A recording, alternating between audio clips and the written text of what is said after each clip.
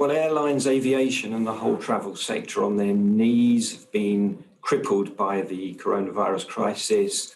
Passengers were hoping that the government report was going to tell them when they could go on holiday abroad this summer. That was the whole point of it. But the report that came out the other day was the government called it a roadmap, but I've never seen a roadmap with all the destinations blanked out.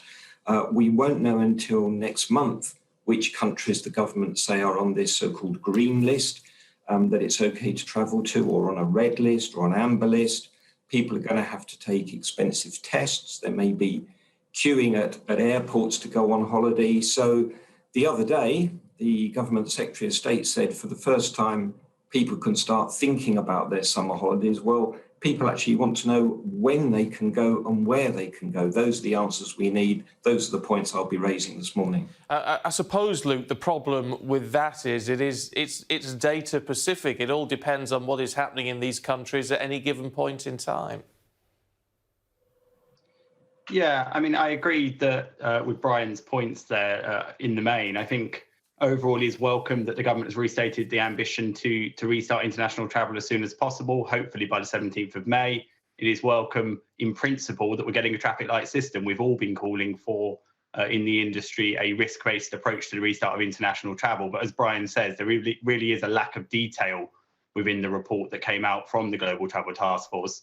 And the industry, I think, does feel an overriding sense of frustration with that lack of detail. We particularly need to know the kind of criteria of how countries are going to be assessed. So not in early May, but to not even know what the criteria behind that are at this point. I think many in the industry were disappointed not to get more information on that. And again, as Brian alluded to, testing is going to be a major barrier to travel this summer. We need the government to engage with the industry on how we can bring down the cost of testing, and indeed to look at the approach that's being followed anyway within the Global Travel Task Force report, particularly for low-risk countries. We cannot understand why countries in the green category should require a PCR test. We believe a double kind of lateral flow test approach would be a more proportionate approach to follow in that category. Yeah, so I mean, both raising concerns about the testing, and in terms of, you think it's a cost problem, Brian, for a lot of people as much as anything else. I've got to be honest, because we're all getting our sort of tests for free when we need one, whether it's PCR or lateral flow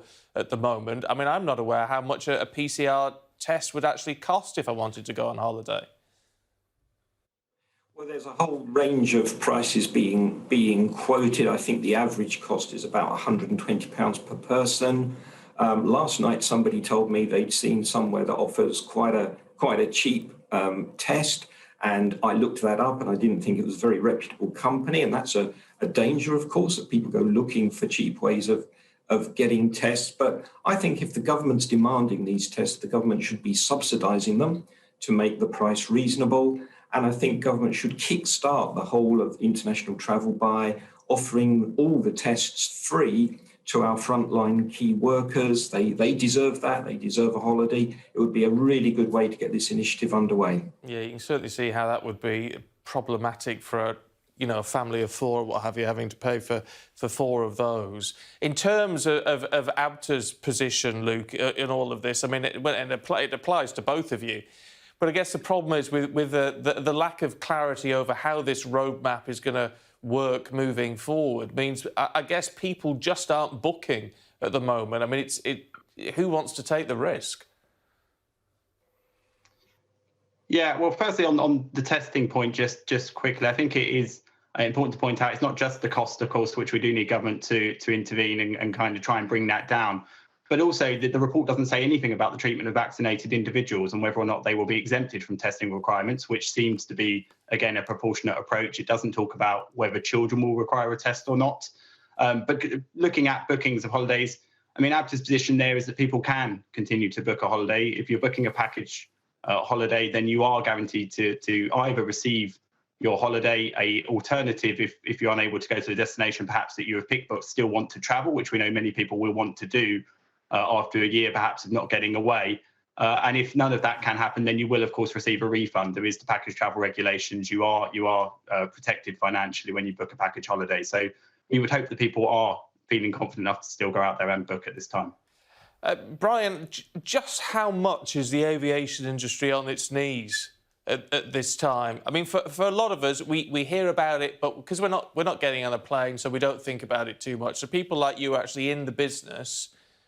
How difficult has it been, and how problematic is it going to be to try and get the industry back up and running? Well, flying is 85% down on pre-pandemic levels. Passenger numbers are 95% down. We've seen the collapse of two airlines, Flybe and Norwegian Air UK. We've seen thousands and thousands of job losses. I can look out my office window here to my right and see a quiet Heathrow with a flight every 30 minutes, whereas it used to be every 30 seconds. It's very hard to describe the depth of the recession, the crisis that aviation and the whole travel sector is in.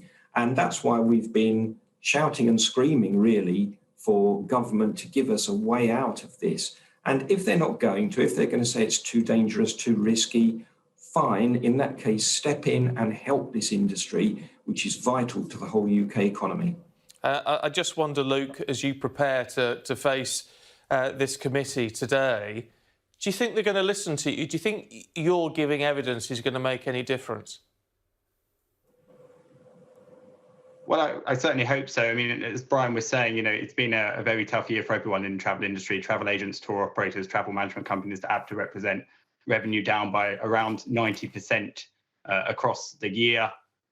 We know that, around 80,000 people, more than 80,000 people in the outbound travel sector have lost their jobs. The industry does need a roadmap to recovery, and we do need MPs to listen to what is being said today. And as Brian said, if we don't get that roadmap to recovery, and what the report does make clear is we are facing many months of constraints on the travel industry, then what is also needed is tailored financial support for those operating in the international travel sector in the way that other sectors of the UK economy have been supported. And that's another point that we will be making today, and that we hope MPs and indeed the government will act upon.